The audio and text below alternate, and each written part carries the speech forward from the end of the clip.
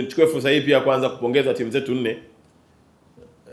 Sizipongezi kwa sababu zimetolewa, lakini nazipongeza kwa sababu zimefanya kazi ya kuweka alama ya taifa letu.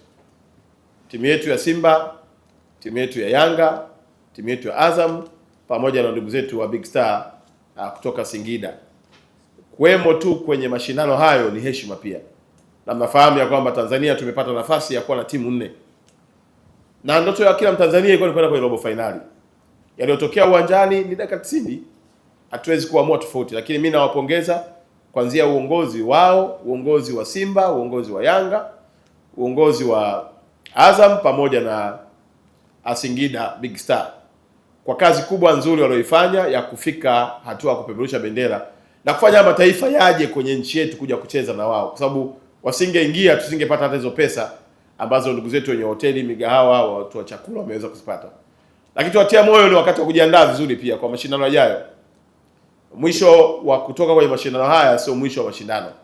Maana wameusoma mchezo, wameelewa mbinu, kwa ni wakati mzuri wa kujipanga kuhakikisha kwamba mashindano yajayo basi twende mpaka nusu finali, tusitoke mapema kama ambavyo imetukuta hivi jana.